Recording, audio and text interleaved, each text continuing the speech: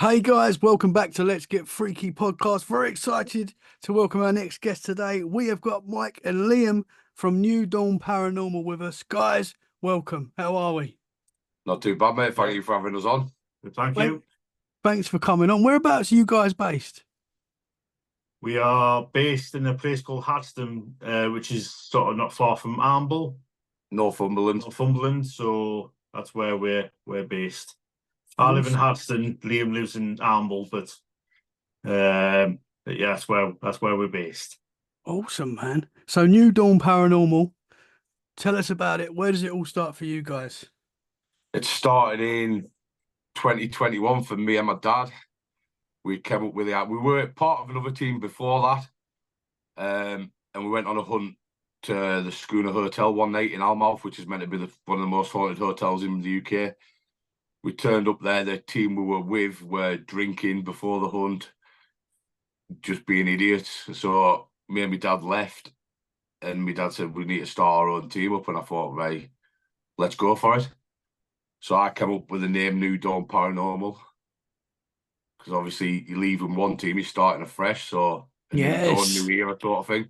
Yes. And I started assembling the team. Mike was one of the OG members for the team straight away. And then we got hunts booked in and vice versa. And then my dad passed away suddenly in January. Oh, man. I'm sorry to hear that. 2022. So my first thing was to shut my page down, end the team, because I wasn't going to do it without my dad.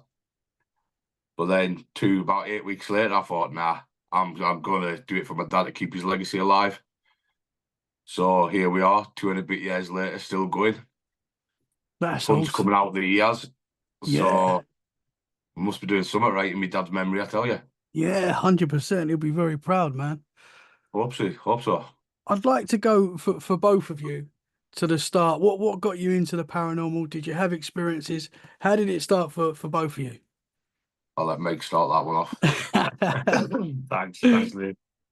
For me, it was when I was a small child living in a place called Eyemouth. I lived in a haunted house. My mum and dad used to keep pictures of the crying boy pictures above the fireplace, and things were happening. Like footsteps along the ceilings, noises here and there, walking up and down the stairs. Basically things disappearing through walls and things like that, Oh, man. It was pretty. The house was pretty sort of. It had its cold spots and here and there and whatnot. And throughout the years of growing up, the various other houses that I've lived in have not been as sort of, I would say, active as what the first one is, but there has been things going on, and I've sort of experienced like spirits sort of appear in front of me, which is a bit scary, to say the least. Yeah, for sure. And from then on, from growing up, I've always had the keen eye of the paranormal, getting into it, and I would sit there for hours on end, like watching YouTube videos or things on the telly, like paranormal programs on the telly, like Ghost Adventures, that sort of thing. I know back in the day when before Ghost Adventures came along, it was all like Most Haunted and things like that, and then all these other paranormal shows had followed. So for me, that was it. I was sort of hooked. Yeah. And I just love it. It's a hobby that I love. Yeah, man, for sure. I think was Most Haunted the first paranormal show? Like, pretty much. I'm not sure if it was. I think so, because that's what got me into it. Yeah. But my dad was an investigator for 26 years. Oh, So my wow. dad had all that knowledge and what have you, and he was part of teams everywhere, doing this, doing that. And when I was a young kid, I used to live in Lancashire, and my dad obviously lived up here in Northumberland. So my dad used to come pick me up and that for weekends, summer holidays, all that. And he used to take me on the odd hunt. And I thought, you know what, it's actually all right, this. Yeah. And then obviously, like I say, watching the Most Haunted carry-ons and stuff like that. it's just always stuck, to be honest. Yeah. So this is something you've been brought up with. Like you've done this. This is just built in you guys. It's just Yeah, built in, yeah. Yeah. Yeah. Mike, you said about picture. What was the picture you said in the house? It was the pictures of crime boys. So I think there was what the story I heard is there was an artist used to get these kids back in the day and whatnot and put them in like some cupboards or lock them up, get them to cry. And while they were crying, he would sort of do these pictures of them. Oh And man. it turned out that my dad, who was sort of like, I'm not having this, like, and took the pictures off the wall in the house, took them into the garden, poured petrol over them, set a light to them, and yeah, they wouldn't burn. What? They wouldn't burn. They wouldn't catch fire or nothing. And on one of the backs of the pictures was a word goblin on the back. So Man. yeah, what happened after that? Where I'm not quite sure how my dad sort of got rid of them. He must have just probably just hoided them in the bin, or I'm not quite sure what happened after that. But yeah, he tried to set sort of a light to them, and they wouldn't burn. They wouldn't burn. So Where they came from, I'm not quite sure. I've never really asked that question, like, to be honest. All I just remember is being in this house, and there's I think it was 2 or 3 pictures on the wall of these different crime boys. And there's been a couple of investigations where me and Liam's been on, and I've actually seen them pictures, and it just brings back memories of what it was like when I was a kid, Yeah. of seeing them and what sort of, I don't say damage as such, but things going on was causing, Yeah. So do you think that that's possibly what was creating the activity in the house? Yeah, Like I'll probably think so, yeah. Not only man. that though, but I mean, I did hear about this off my parents, like, I think one night they did do a Ouija board, which is what we don't do. We don't get involved in any of that, and whether that made things worse, I don't know. I'm not quite sure. I don't sort of really know the full-on details of that. Yeah. Just the pictures of these crime boys, but that were That's wild. Yeah. That guy sounds like a psycho, man. Yeah, Wow. apparently there's been several reports in newspapers over the years. If you searched it on Google, things like that, it would bring information up, of other houses even houses catching fire, that sort of thing. But when you want to go and destroy the pictures, like, set a light to them, they'll not burn. That's wild.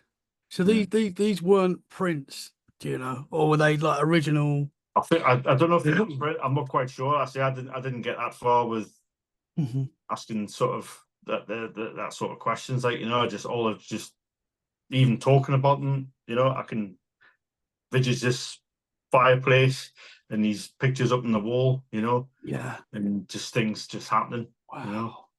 So they've got some bad energy, that's for sure. Yeah, definitely. It got to a point. There was one night where somebody was knocking on the front door and saying, "Look, your son's rocking backwards and forwards outside their bedroom window." And that was my brother. That was my older brother who was sort of had the window open wide, and he was sat there rocking backwards and forwards out this bedroom window. Another night where my dad was getting a shave in the bathroom, and the light bulb came flying out. I know because my dad used to work nights in a bakery. So when he used to go to work, my mum dreaded it, absolutely dreaded it, didn't want him to go. And that's when sort of things started happening more, was at night. Coat hangers rattling in the wardrobe, that sort of thing. And obviously you can sometimes see your breath. The house, sometimes the house, or certain areas of the house would just go cold. So wow. You can, yeah. So we kind of had enough, you know, when my mum and dad did at the time, because obviously I wasn't that sort of old enough to, but yeah, so it was pretty scary to sort of, Yeah, man. where it all began, sort of thing, and you know, Once the pictures were taken away, did that sort of stop, or did it I carry? think so. Yeah. Most of the activity had sort of calmed down a bit. Yeah. Wow. But it's still mind-boggling that my mum and dad have, like, you know, let's move. You know, that's the only suggestion they could come up with, was just move, and so we did. We moved, and but like I was saying before, all the other houses I've lived in, you know, there's been sort of knocks here and there. Even the house I'm in now, Where we're recording right now. we're recording right now, the things have happened. Not so long ago, was it a week ago, 2 weeks ago, got that little MIP robot. There's a little MIP robot thing that I've seen on Ghost Adventures, use this little robot thing. And there's different settings on this wheel, and one's like a scanner sort of thing. So I set it up in the living room. I set it up in the middle of my floor, and it's supposed to pick up things in front of it. Now I'll put it right in the middle, so there's nothing sort of around it. And the first thing, and I don't know why, but the first thing that come up in my head was, "Are you there, Dad?" Because obviously I lost my dad in October 21, and I just get this feeling that he's here with me at times, and I just come up with this, "Dad, are you there? Let me know if you're there." And this robot started to move, and I was like, "Wow!" So I started recording it. I was asking different questions of recording it, and I sent it to Liam to have a look at. And we've not had a chance to sort of use it in an investigation just yet, but there will be plans on doing that. But I just thought I'd just try it out first. And that was... If the robot starts moving across the floor on an investigation in the future, I'm actually packing my stuff and I'm gone. That's a fact. Yeah, man. I've seen things like the corner of your eye. You know, I've been in the kitchen. I'm sure, like, you know, see things like walking past the door. You know, not so much footsteps here and there, like, you know, because obviously we'll have next door neighbours, and you know, they can make a noise here and there, like. But I remember when I first moved in here, my wife at the time was here originally, and she went to work. At the time, I was working just weekends in Amble, and I was lying in bed, and the bedroom where I was in, to get into the bedroom, the floorboards would creak, sort of thing, as you walk in. So there's me lying in bed, and this sort of the floorboards start to creak, and I had my ear the sort of quilt just tucked up just underneath my ear, just about here, and this voice came out saying, "Look after Teresa, look after her." And I just capped my pants, really. Just dived into bed and thinking, "Wow, what was that? What was that?" And I phoned Teresa and I says, "Did you come back home for something to pick?" She went, "No, I'm at work." And I just told her, I told her exactly what happened. She's like, "Oh, probably be my granddad or something like that, or whatever." You know? Yeah. Was it a voice that you recognised, or? No, it wasn't. No. Wow. The house has been in the family since it's been built, which is with the early 50s. I think actually I don't know if somebody's died in the bedroom or one of the bedrooms. I can't quite remember off the top of my head. But so it's sort of things like that. I was just thinking, is it me? Like, you know, does things follow me wherever I go? It sounds like it. Yeah. And said, am I some sort of, what do you call, like, beacon or sort of thing? You know? Would you consider yourself like a sensitive? Like you see things? I remember the very first investigation that we went on. He's a liability, not a sensitive. That's what the nickname means, liability. I have a liability. Probably if there's going to be someone that gets affected by something or something happens, it's him. Really? We've seen him on the first investigation me and him did as New Dawn. We were at an old community centre in a place called Burnham Field in Newcastle. Mhm. Everything was going fine, activity-wise, spot on. It's a boxing gym as well, so obviously there was a ring there. I was stood in one corner of the ring, mate was in another corner. We were live on Facebook. All of a sudden, you just heard a big bang. Mate's on the floor, covering his head like this, cowering in the corner. Can't remember now about it. So we dragged him outside, tried to get him to gather his senses a bit. And at this point, I'm like, well, my dad didn't learn me this bit, like, what am I meant to do here? And as he was outside, he decided to have another go. And it wasn't his voice that was coming through his voice. He was speaking, going, "This is my school." Pure brick building outside, scratching his bare fingers on the wall, shouting, "This is my school." Wow.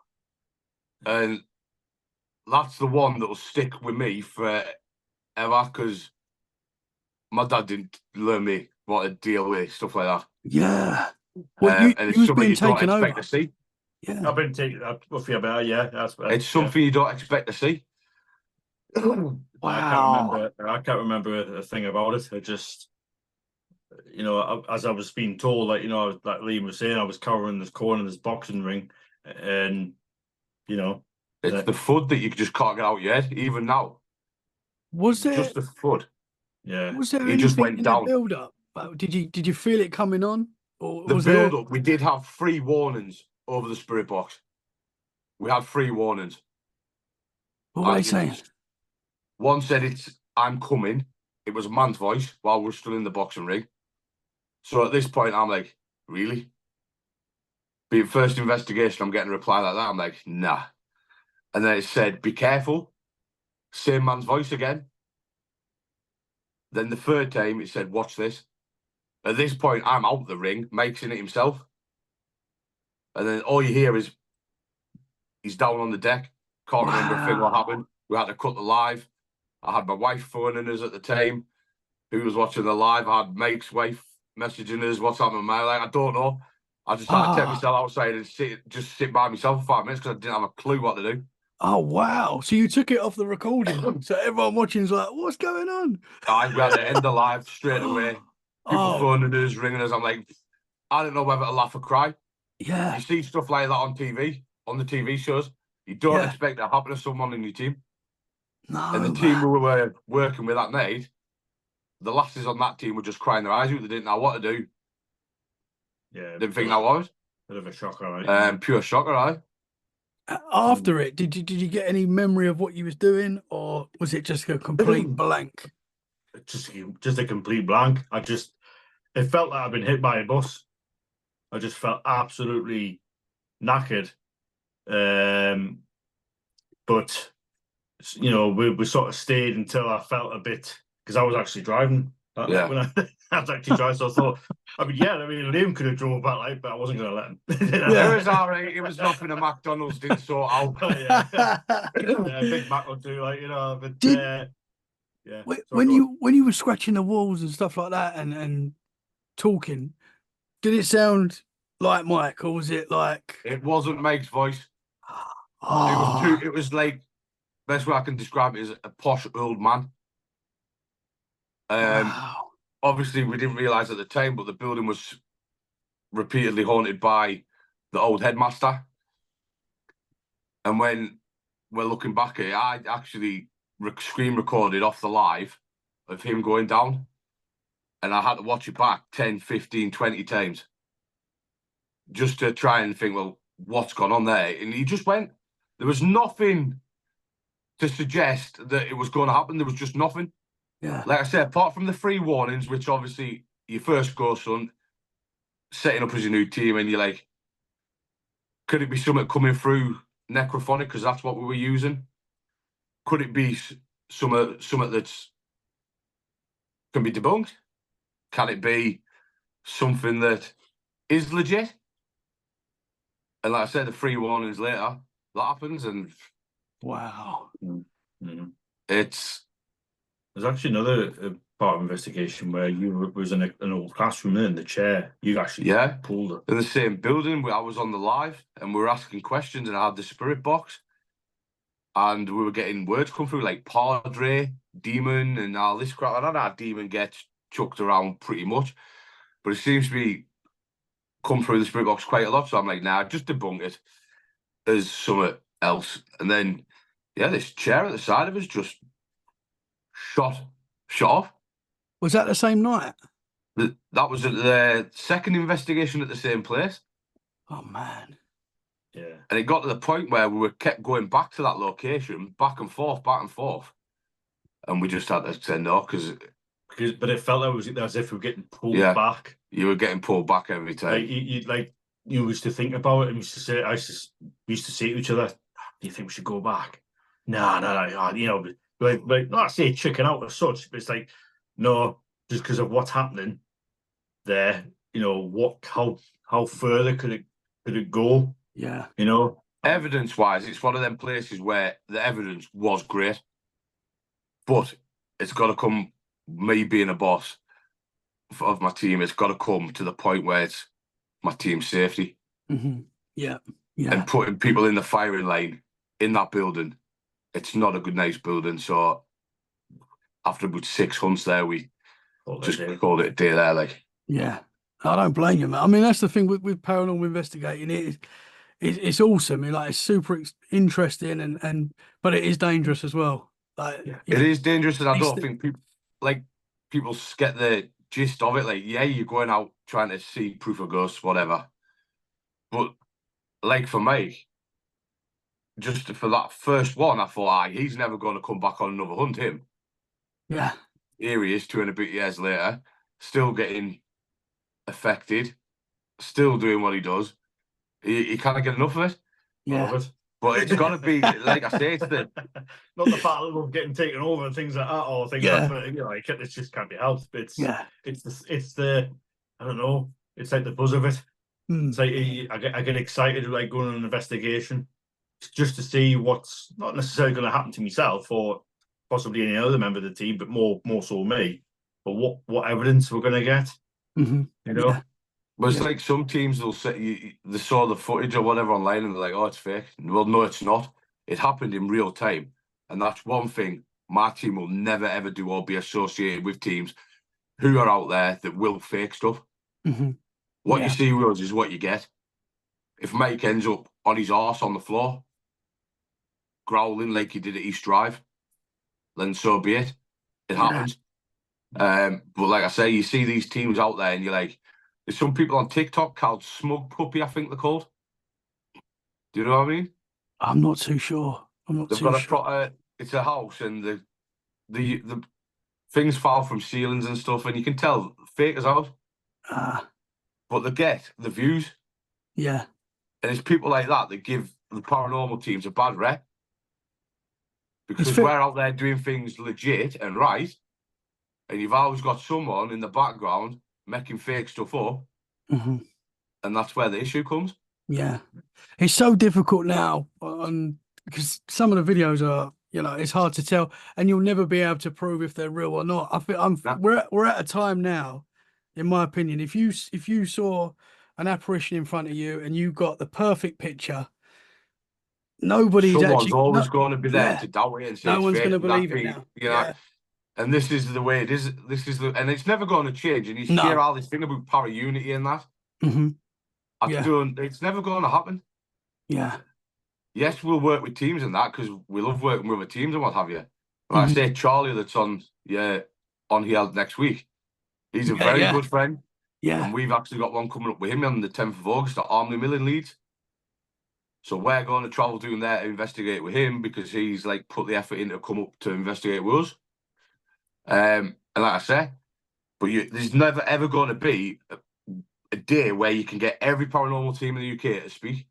Yeah, just it's like anything where you've got people, you're going to get. Of course, it is. People are very tribal, aren't they? It's just how it is. People think they're better than other people, and that's the problem as well. And at the end of the day, everyone's in the same field. Yeah, we all just want the answers. Just want answers. So just be nice with folk. You know what I mean? Yeah, 100%. Yeah. I think you're always going to have your sort of disbeliever sort of thing, like, what you're doing is fake and this, that. And you're always going to get that, like Liam said, like, but to be there and sort of see it for yourself firsthand is outstanding, Yeah. But most of these non-believers that try to give you shit for doing what you do, they're the ones that won't even attempt to go on a hunt Yeah. and actually witness it for themselves. Yeah. Yeah. I think some people with the paranormal, I mean, everyone's got the right to their own opinion. Some with the paranormal, people that are really against it, I think it's people that sort of want to be in the control of the situation in life. And with the paranormal, you can't control it. Like, we don't really know what's going on. You know, some people have had a lot of experiences, some people have had no experiences, and it's difficult. It's a hard one. But I It's a know what you're tough saying. trade too, like in it, because Yeah. you either work hard and dig on a hunt Yeah. and try and push something to happen, Yeah. or you go on place and you get we've been to places and we sometimes get nothing. But it's Yeah. at that point where you've tried for 2 hours and you're like, There's nah, nothing happening here. Yeah. nothing happening. We'll just pull the pin. But then there's other locations we go to, and we hear of other teams that have been in the week before. They've said it's absolutely shit because they've got nothing. But yeah, we're on our 17th booking at this location, Yeah. and we've never had a bad night. So Interesting. it's like that. You're always going to get the people that are going to try and put you down for what you do, say your evidence is fake, blah blah blah. But you just let it ride above your head because you don't know yourself to their sort of weird mentality sort of thing, you know. 100%. My advice, if any negative feedback or anything like that, is to just ignore it. Smile and wave, baby. Best way, yeah.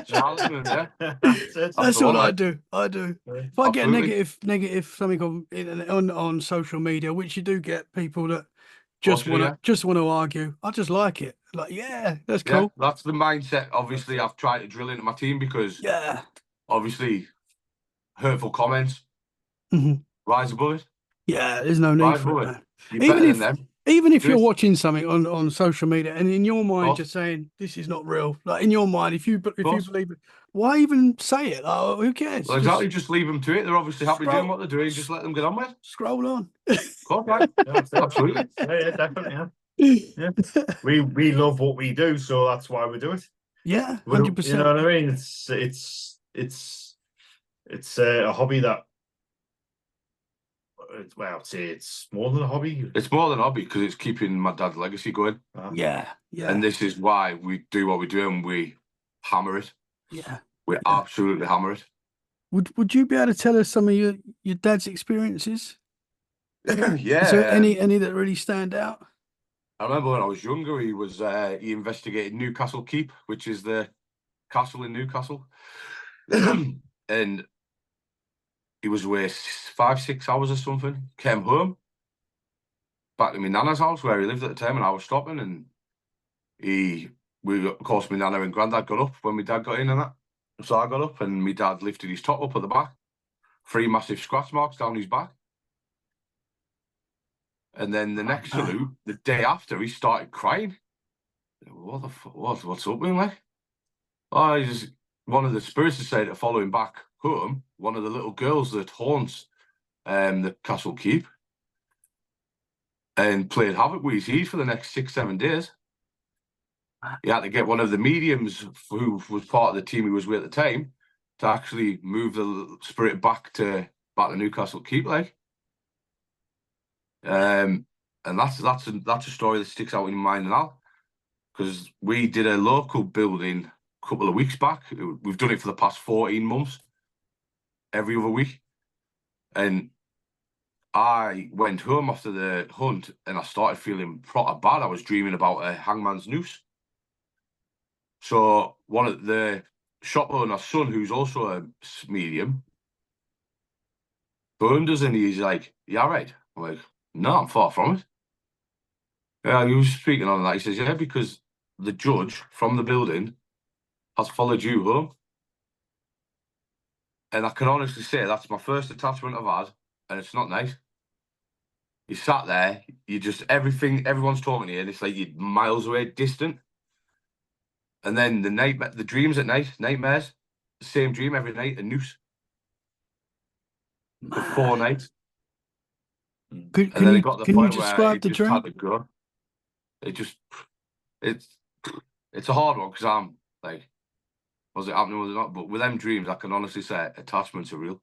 Yeah. Would you be able to tell us what happened in the dream? Yeah, it was a black shadow stood at my bedroom door, and he was laughing at us. But in this location, it used to be a courthouse, but it's now a sandwich shop, blah blah blah. And it's the judge. The judge decided to come back, but every time we've hunted there, and I've been trying to go hammer and tongs with the judge, he's delivered every time. But it was this time, and it was him stood at my door, bedroom door, laughing at us and dangling a noose like that.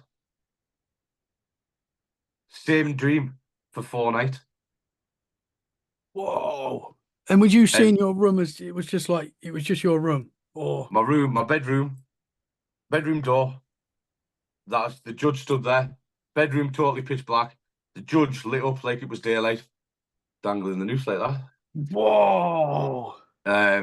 What, you could see him in colour and he was like he was just like looking at you on Zoom. But my wife was saying I was getting grumpy, snapping and that. I didn't know I was doing it.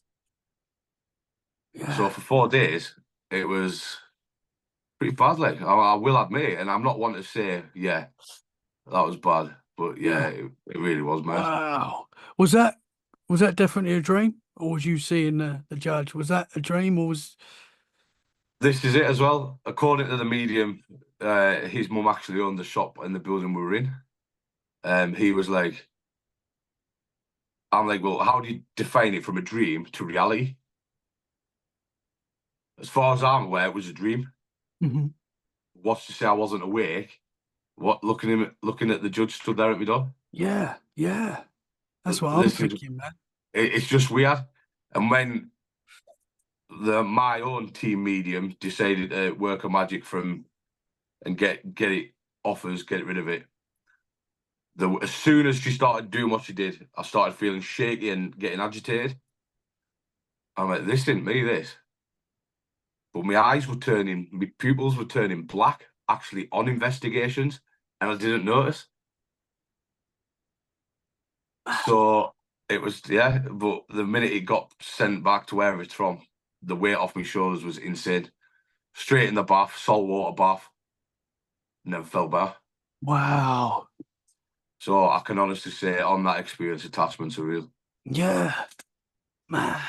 And obviously, if you tell someone on the street what's happened here, they're like, you've been smoking some of that wacky backy out. Yeah, that's you're always going to get that. I think it's difficult when people that haven't experienced, I mean, a lot of people have experienced some sort of paranormal activity in their life at some point, but us guys, we're quite immersed in it. We're really interested in it. We've had experiences. We know there's more to this world. So when you tell me this, I'm 100% taking it. Someone that doesn't believe or care about this sort of stuff is like, yeah, whatever, man. It's too much for me to think about. It's a weird one, and you see people on the telly yet again, their attachments, and they're sitting there minding their own business, quiet as old. And when I look back, and I'm like, that's what I was like last week. And it's not a nice feeling. It's really not a nice feeling. Yeah. But here we go. When you was waking up and seeing the judge, could you move? Could you move around? No. Interesting. Nope, couldn't move it. Couldn't even move my finger. So it sounds like it could be some sort of paralysis as well. Yeah. Sleep paralysis, which comes and I think that's something paranormal. I've experienced that myself a lot, and yeah. It's just one of them things, and you're like, oh well, it's happened, it's done, but then we move on and ready to go and graft again. Yeah, that's the thing that's you can bring this stuff home, which you've both done. Does that worry you every time you go out? It worries my wife more than out. And mine. My wife works with my ex-wife. They're both hairdressers in the same shop. Yeah, okay. And my wife she'll message me, don't bring out to them. And like, if someone comes home, I can't exactly tell it to start paying some rent for the time it's at the house, you know what I mean? Good if they paid a bit of rent, and we'll take that. Well, it would. Or even had your tea on the table and that. Yeah, oh yeah. Uh, See you in the morning. Sweet. but yeah, I do get the warning message: don't bring all home, or obviously sleeping in your car, sort of thing. So Yeah. we always do try now to make sure no follows us back. Yeah, yeah. So, what other things have you experienced, Liam? Like growing up, have you seen stuff? What paranormal experiences have you had? It's this. I haven't had that many experiences. I haven't seen much stuff. Mhm. Just from what my dad told me when I was younger, and he was in books and stuff. And it's one of them. I've not seen a ghost that's been stood in front of us, but things have happened around us, and whether you put it down as being a young kid and overactive mind, blah blah. And obviously now when we're on hunts, because of that fact, it's things I've obviously got my team where they know fine well debunk it. If things can't be debunked, it's unexplainable. Mhm. But we could never point the finger and say, you know what, that is 100% a ghost. You just can't do that. Yeah. And the old team I was with, everything happens, it's ghost, everything paranormal. It's not. You've got to have that mindset. Whereas, yes, some of the EVPs we've caught, Class A's, such as East Drive last time we were there, I asked the question, is it the house that's haunted or is it the land? Straight away, a man's voice replied, gallows. So playing that back, you're like, well, no man was on my team at that point, so that's very good evidence. Mhm. But you're never ever going to get that 100% proof if you don't fight and work hard for it. Yeah. Have you seen anything while investigating shadow figures? Anything I've like seen a couple that? of shadow figures, but once again, the mindset my dad learned me is try and debunk it. Mhm. And there was one shadow that kept darting, and it was fast, and I just couldn't debunk it. I could not debunk it because of the pure speed that shadow moved. Could you get And a shape? obviously, Was it like the shape of a person it was or? a foot of human shape, human shape, but it was black and it just darted as quick as you saw it. And like I say, you've got to, obviously, with the mindset my dad learned me, everything you've got to try to debunk. Mhm. So that's what we try to do, and that's what I've tried drilling into the team as well. Debunk, can't be debunked, unexplained. Did your dad see any apparitions Yeah, or? he saw quite a few. I remember stories that he used to tell my nan and granddad and that, and myself, that he's seen ghosts. He saw the little girl that followed him home was actually holding his hand, walking around Newcastle Keep that night, and he could see her. But at this point, my dad had he had this medium sort of head, so where he could see, speak to spirits and what have you. And the Yeah. little girl was actually holding his hand all the way around Newcastle Keep that night. Whoa. And then she's obviously followed him home, and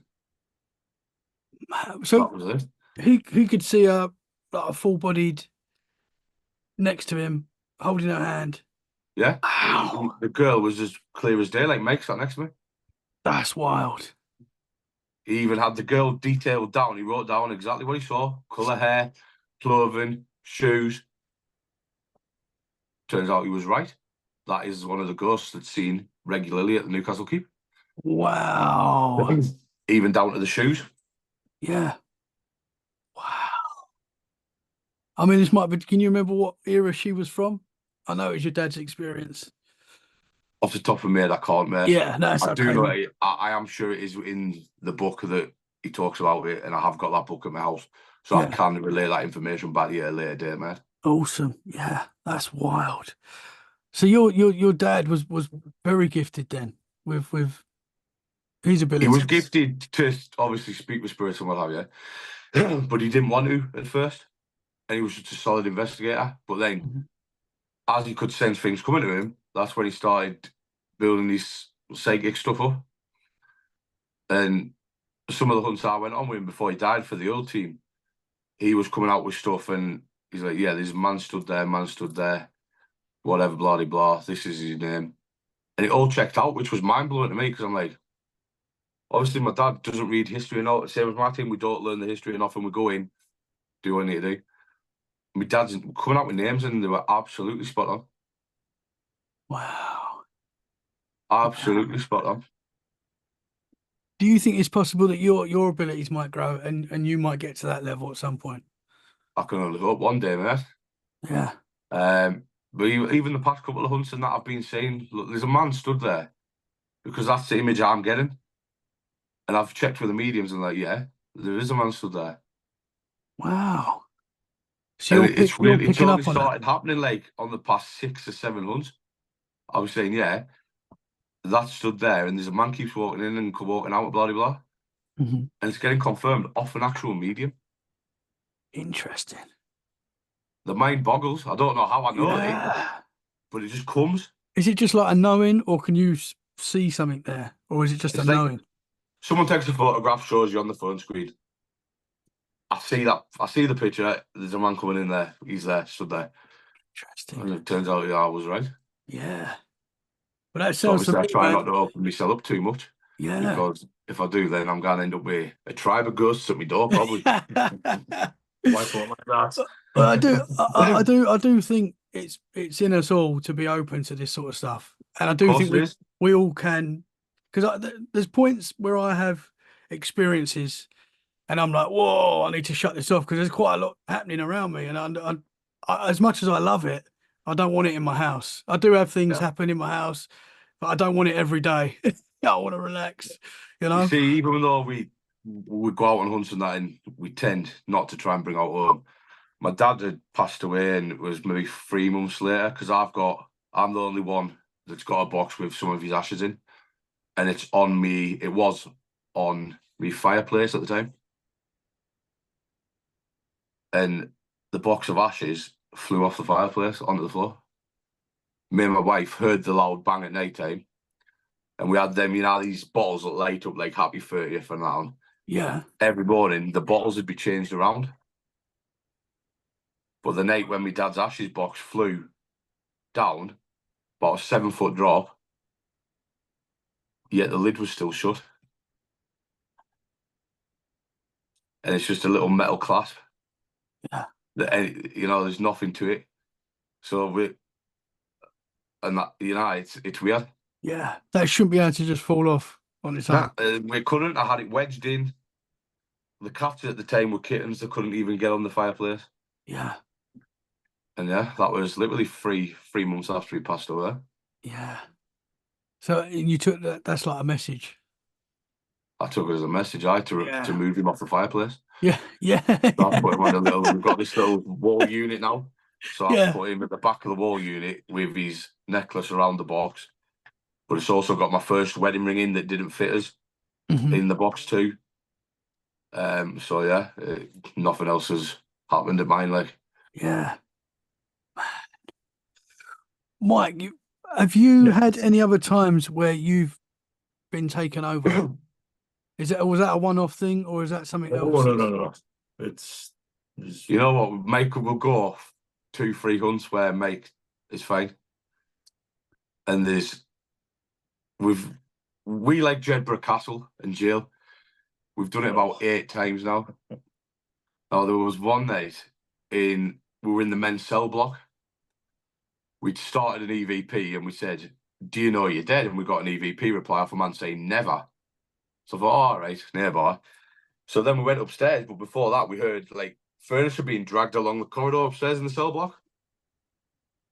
So me and Mike went up thinking I know of it. Went up, we were asking questions and that. Mike then, best way to describe it is he got dragged into cell 18, which is a famous cell for whatever reason. There was a chair in the corner of the cell. I've gone into the cell. Mike's arms up in the air like this, up against the wall on the back. I'm a big lad. I've tried pulling his arm off the wall. I couldn't get it off. Something genuinely had him pinned up against the wall. Whoa. Yeah. As if there's something just got a hold of me, like with both hands, and just went, you're coming in here. Whoosh. Sort of that much off the ground with my feet, and the next minute I'm sort of just, as if you just picked up and just sort of put into this chair like that. I mean, the arms up there, and I'm going, get off me, and I'm screaming like a girl. Like, get I off don't me, get blame off you, me. man. I couldn't get his arm off He the couldn't, wall. and they say he couldn't get me. He couldn't get me arm off his. I do have video footage on my phone, and I'm the only one with the footage You got to put of it out there, man. of Make, and one of them is at East Drive, which I will send you after the podcast. I will send it to you, where you Awesome. will hear growling when I'm walking through the Wow. kitchen.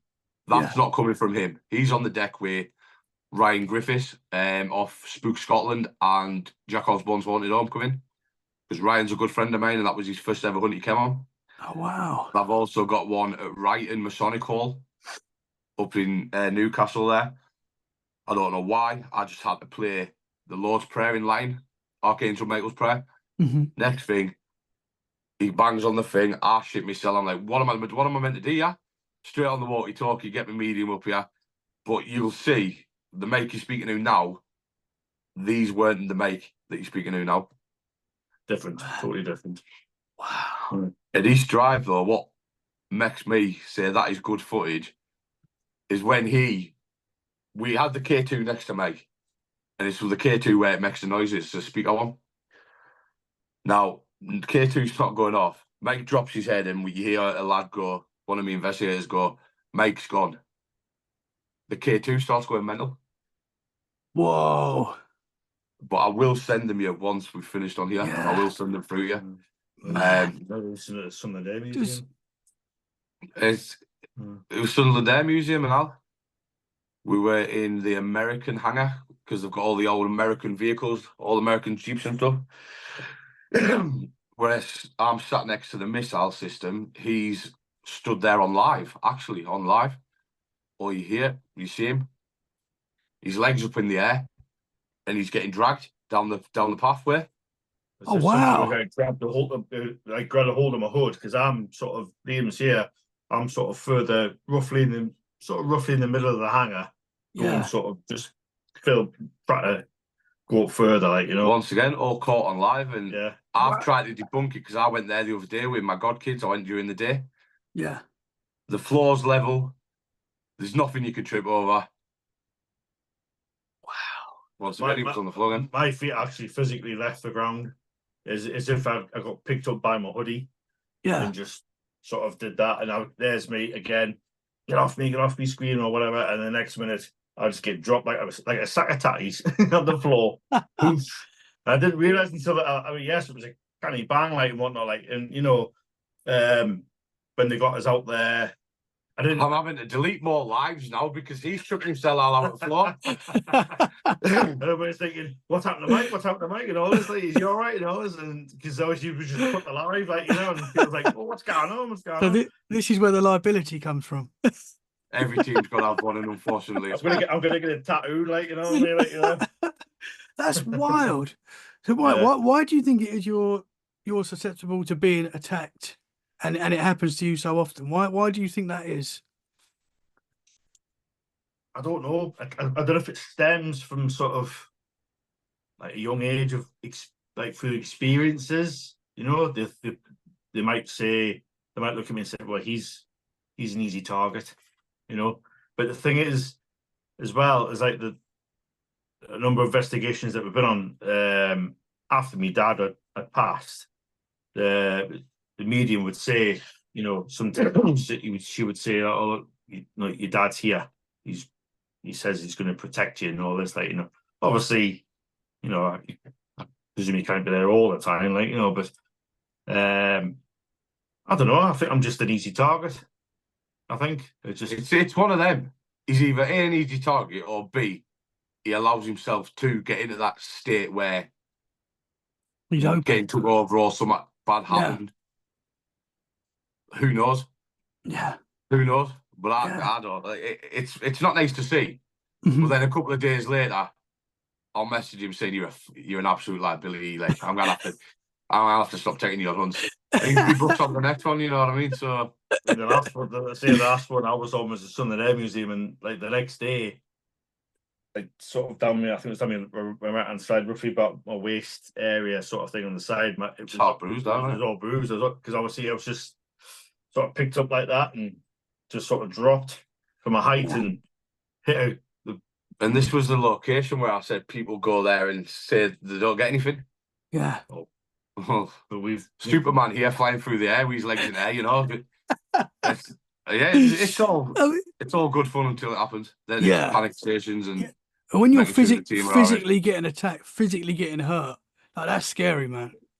yeah, oh, without a doubt, without a Yeah. doubt. I do try and keep it away from the missus, like, but somehow she gets to know. There we go. That's what I do with me. I He's try- caught on the line, and my wife As soon as, straight away, mate. as soon as it gets cut, that's it. Yeah, As soon as it gets cut, Oh, my wife's on no. his wife saying, "Yeah, mate, one of them's been done in here." Mike's in trouble. Makes it go line. Absolutely in trouble. You got to keep them lives going when it's happening, if you can. We will go when he's screaming as loud as he screamed at the Air Museum last month. Yeah. The live got. I was more interested in finding his phone to end the live while he was screaming on getting dragged away. Get that phone, get it off live. Yeah. You know, because I've just hit the 2K mark on my page, and there's a few young people on it. Mhm. And obviously, what's happening to Mike if they see it unfold, which they tend to do? What are they going to be like after watching it? Mhm. Yeah. So there is that aspect of it as well. There's actually one lad in the team that was affected by it when I got dragged. Aye. He was actually sort of, I think it took him a while to sort of come to terms with what happened to us. Like, I think it pretty scared him. Yeah. It's just new normality for me when he comes on a hunt with me now. Something gonna happen. Yeah, it'll happen to me. It happens to me. It's just the norm for me now. That. Yeah. Yeah. But like other people on the team, there's Nothing like a cup of coffee or a cup of tea will sort it out. Like, you know what I mean? That's it. Or a McDonald's on way back from location at 4 o'clock in the morning. Man, you're braver than me, man. Yeah, for sure. Because obviously we're joking about it, but it is terrifying. Like to be took over, that's scary. Yeah, you just don't know what the night's like. There's nothing planned about it. It just, if it happens, it happens. If it doesn't, it doesn't. It's just you're going in blind, sort of thing. Yeah. You know. Yeah. With him, like if you're doing a place that you've investigated a couple of times before, you just sort of roughly know the outlay of it and whatnot. But you just don't know in areas over time that you're going to get sort of affected by it. Yeah. That's why I'm insurance. I've got to take 10 million out because of him in case he falls over and breaks something. When you're getting attacked, do you ever have another voice or feelings? Do you get feelings of voices that are not yours when it's happening? No, just the sense of like, I wouldn't say like even like a cold shudder. If that is just like the shock of it. It's just like because you don't expect it to happen. You know, it's just the initial sort of like being grabbed or for us, is it the fear in his eyes? That's what you notice. Yeah. And the fact he's literally white as a ghost. It's the fear in his eyes, mate, which obviously gives credit to the experience that his adrenaline's pumping around, and it's weird, like very weird. Yeah. It gives me the sense once it's happened, and then once we've sort of like, right, okay, we'll cut it there, and we'll have a brew or something like that. But I'm eager to get back into it. I'm not saying, right, that's it, I'm done, I'm away. I say, right, oh, well, let's go. You know, fair play, man. Let's crack on, like, you know what I mean?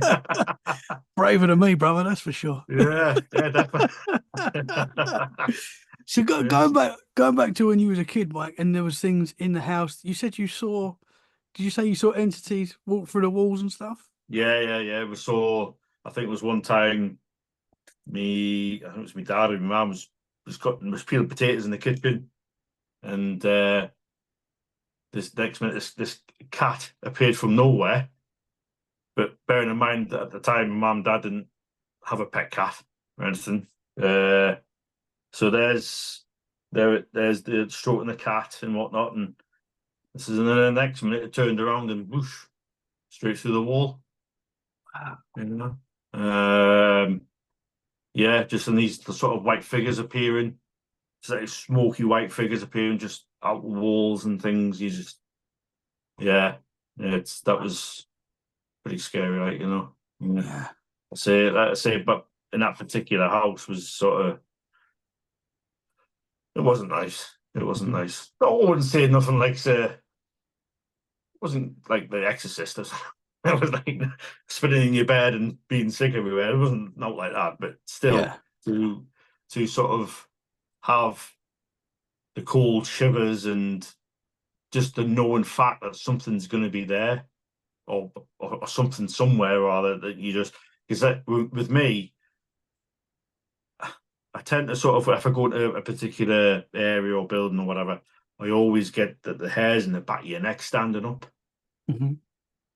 And and just the arms and the hairs in your arms, things like that, and you think something's watching me, or you could just feel something.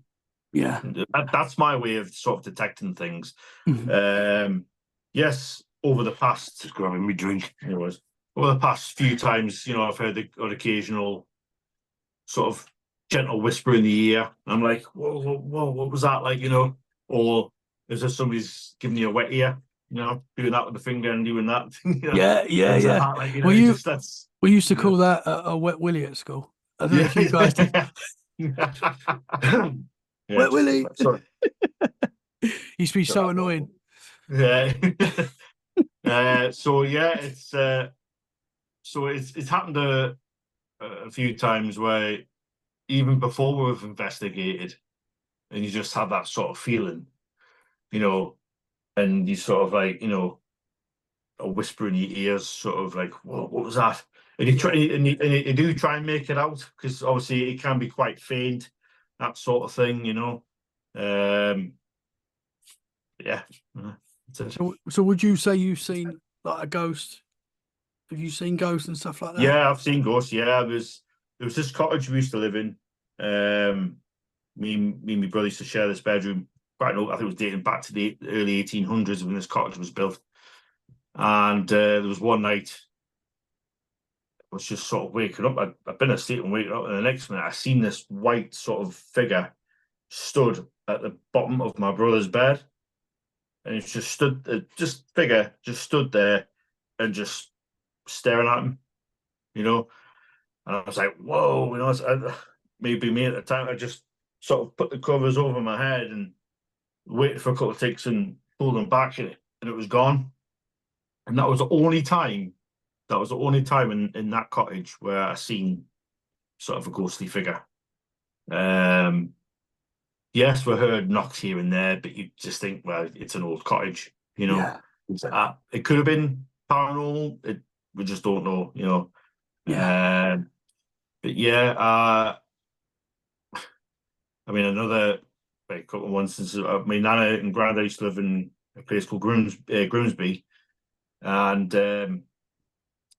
as my mother was a kid, like, she would experience things in the house and things like that. I remember my nana used to have this sort of steep staircase going up, and I would just, like, she would say, "Oh, could you go upstairs and get me, I don't know, something at the drawer, or take your hot water bottle up for your bed?" And I was standing there at the bottom of this.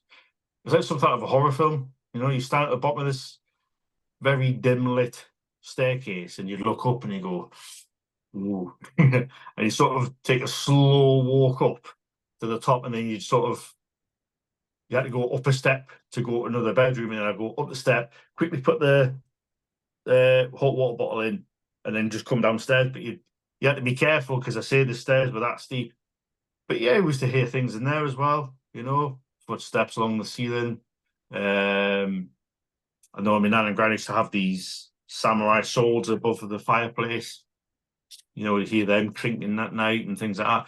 And it wasn't until, go back quite a few years here, there was a photograph taken in the kitchen of my nan and granddad's house, and at the back, you'd walk through a dining room into a kitchen.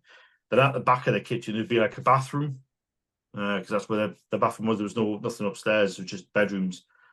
And my granddad was stood in this kitchen with me not my nephew, cousin, and in the background you could see this dark sort of shadowy figure, And sort of you're looking, you know, at this photograph like that thing. Is that something on the photo, or you know, you had to really sort of study it to look at it, like, you know. And what it looked like was a man with like a hat and like something tucked underneath his, as if he was holding a newspaper or something or whatever. He Yeah. just stood there behind my granddad and whatnot. And I thought to myself, wow. Yeah. That's great. There's actual, not in a, it wasn't caught on a mobile. It was actual, you know, the old sort of photographs, you know, back in the day, sort of thing. Yeah. Have And you still got that photo? I haven't. No, I don't know where it's. I could ask family members and things like that, but they wouldn't. I don't think they would know where it is. Like, you know, but yeah, that was pretty intense. That, you know. Yeah. The history of the house, I'm not quite sure the history, because I say, I mean, it's just one of them. How can I put it? Like, it's just one of an old nana and granddad house. That's the way I used to describe it. Like, you know, the old sort of musty smells when you walked in, and that dim light going up the stairs. You know, Yeah. things like that, like, you know. And I mean, I remember my nan and Grace had these glass sort of doors used to close. So one room, you know, you open these glass doors and sort of walk into another room, and you could hear them at night getting sort of open and shut, you know. Yeah. Things like that, like, yeah. But obviously they don't live in that house anymore, like, so, you know, that's the way for years, so, like, you know. With that apparition that you saw, the white figure, could you tell if that was a man or a woman? Could you tell what that was? It was sort of like a man. He had like from what I can describe, it's like a soldier, like an old soldier's uniform. You know, Okay. the sort of the tie, the shirt, the suit jacket sort of thing, and you know, that's what it looked like. But why he was staring at me brother, I have no idea. You know, Yeah. so Did you tell your just sort brother? of, yeah, I told him. He goes, "Ah, shut up, Mike. But I'm being serious." You know, because at the time, you know, I didn't have a mobile back then, like, you know, I Yeah. didn't have anything to hand to take a picture because I was Yeah. basically shitting a brick, you Yeah. know. I sort of hid under the covers, like, you know, and I thought, wait a couple of seconds, and then just sort of going back again, and you know, it was gone. You Yeah. know, and I even told my mum and dad, like, you know, and they just went, "Oh, right, okay, right," you know. But yeah, I think that was the only time I seen something like that in that cottage. Mhm. Now, I was saying before, with the cottage being dated back to the 1800s, you know, I just wondered if there was anything else. I think it was a row about 5 or 6, possibly 7 houses, you know, down this particular row, like, you know. So whether things happened through the other houses, I have no idea. I have no idea. I didn't pursue it or anything like that, like, you know. Interesting. Yeah. Was it see-through, did you say? Yeah, sort of like a bit thick, sort of see-through, like, you know. Yeah. You just, you know, I think I might, because obviously I'm just walking up, like, you know, as if something just, I don't know, I know as you would wake up normally through the night, you know. I Yeah. just looked up and the stairs, just this figure just stood there, staring straight at me, brother, like, you know. And obviously he fell out and whatnot, like, you know, and then try to convince him that something was stood at the bottom of your bed. Hmm. Well, obviously he's not gonna believe me, you know. Yeah. He's like, Yeah. they're not into that sort of thing, like with, you know, the paranormal. They don't believe anything like that, like, you know. Hmm. Question whether they've seen anything. I'm not sure, like, you know. You know, I've tried to get you sort of brothers to come on investigations, things like that, and it's not for me, that, like, you know. Yeah. I know, because like I was saying before, everybody has the differences. Everybody has their beliefs and things like that, like, you know. And to witness things firsthand, like I've done growing up, that's like I was saying before, that's what's got me into the paranormal, you know, and all these Yeah. TV shows, like, you know, I think I've come away from the most haunted stuff like that, like, because they're, you know, The far-fetched almost, always. Hmm. It's got to be said. They're absolutely far-fetched. Yeah. I think the most I think the majority of ghost hunting programs are far-fetched because they're wanting to impress the viewers and Yeah. they're not. Yeah. You know, fake, whatever. Well, Say what you need to say. they have to get action, don't they? They have to. They've got to get action, yeah. It's like And Ghost Adventures. I stopped watching it because everything he sees is a demon. It's demonic. Mhm. Nah, you Yeah. spoil it. Yeah. Yeah, but that's what I like what you guys do, where you go out and you'll film stuff. If something happens, it happens. If it doesn't, it doesn't.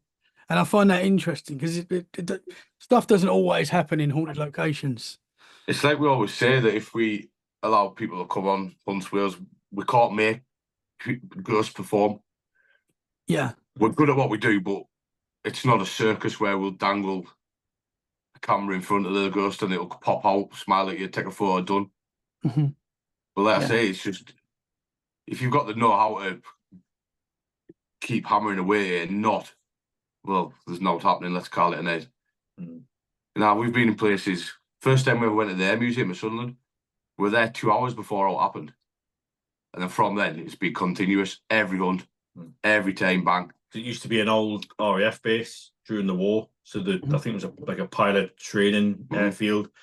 And it's quite massively huge because across the road from the Air Museum is a Nissan car plant.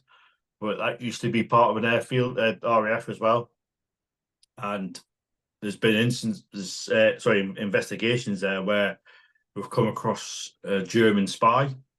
Apparently, the story goes that this guy was, I think it was a Czechoslovakian guy who had been captured by the Germans and defected over to the Germans over in time. And so he was somehow got over to this airfield in Sunderland as a hurricane pilot, I think it was. Him and this other pilot had gone out on a test run or something like that, or whatever. And this German, it's like at the time I didn't know he was a German spy. I'd sort of like, oh, I'm low on fuel, I'm going to crash, or I'm going to make my way back to the airfield, meet me there, sort of thing. And obviously, story was turned out to be false, and he landed over in German lines. Obviously, to capture this particular plane that the Brits were using. And then at some point during the war, he was hung or something like that, over, I think it was over in Germany or something like that, whatever. He was captured and hung and things like that. But for some particular reason, he haunts one of the I would say not the main hangar, it's hangar 1, isn't it? Yeah. Hangar 1 is where the area that he most sort of is active, sort of thing. Like, sometimes you can go, because it's quite a big place, like, but sometimes you can sort of come over to the other hangars and then you can drift between the sort of two, like, Mm-hmm. But in this particular hangar, this where his sort of presence is felt. I say we're not trying to entice it as such, but we try and play like German war songs, things like that, just to try and sort of juice things up a bit, like, just to try and get, not there. we don't sort of go out there and say, right, come on and play, sort of thing. If it happens, it happens. It doesn't. That's But there's times where we've set out like a K2, even a REM pod. The REM pod does go Akabushi there. And we've done locations where we'll place REM pods, don't go off once. So therefore, ask me a question, is there something wrong with REM pods or what? Put it down at the Air Museum in the hangar. Within 2 seconds, bang. Interesting. Yeah. It's one of the only places where the REM pod actually goes as mad as it does. Yeah. Yeah, it's interesting. It's a place where I'd love to investigate. It's one of my most favourite places. Yeah. Has anyone seen the apparition of that soldier? Keith, who's takes you around on the ghost hunt, he's there with you, comes around, follows you with his digital camera. Mm-hmm. Now, some of the photos he's got on his digital camera are absolutely outstanding. Oh, brilliant. Yeah. Absolutely outstanding. He's one of these guys who just appears from nowhere. So you could be in a hangar somewhere And there's Keith behind you. Man, he's there, like as if someone's just placed him there, like He's got some really good footage on his camera, like. Are we sure Keith's not a apparitions. ghost? Well, yeah, exactly. Apparitions, everything. He's caught it. And Wow. some of the footage, some of the pictures you look at and you're like, could be debunked, maybe not. Yeah. But then some of the footage just blows you away, mate. They've got one of the they've got an area called the tram shed. They've got various old trams and buses and things, and they've actually got an old German tram in sort of roughly the back end of the shed, and it was found in near a quarry in Germany. So, and I think that dates back to around about World War II era sort of thing. And I think the first time I was on that, I was on with another investigator at the time. Is that where you caught that purple light? Yeah. I took a picture, and sort of towards the bottom end of the tram, we got this purple image, this purple light, and it had like a little. I'm sure I had a little sort of. You can just sort of make out a face, of this tram, and then as investigations have gone on there, we've sort of had to be careful of. You can't just walk onto it. It's almost like you've got to have like permission from the spirit to enter. Well, there's obviously some months we do there. Keith will not let us on that tram because something bad's happened the week before someone, or they've been scratched, or vice versa, and that's fine. But when we do get on the tram, we'll put a cat ball on this seat, which was meant to be this lady's seat. Everyone's sat down steady. Tram's not moving at all. Ask questions, cat ball goes off to your questions. And it leaves you thinking, cat balls, yeah. Something so obvious as a cat toy. Yeah.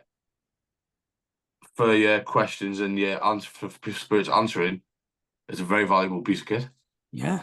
A lot of people get a lot of good evidence for them. Yeah. Oh yeah. Sometimes you can, not just necessarily me getting affected, but others can get affected as well. You just like as if they go into some sort of trance or something. Just like a statue. Should I say like you're just like when you sort of wave in front, like you're waving your hand in front of them, and it's just that there's nothing there, like that sort of thing. But that particular shed is quite creepy. It's quite dark, very dark. Well, there's no electricity in the hangars. Well, a couple of them there will be. Yeah.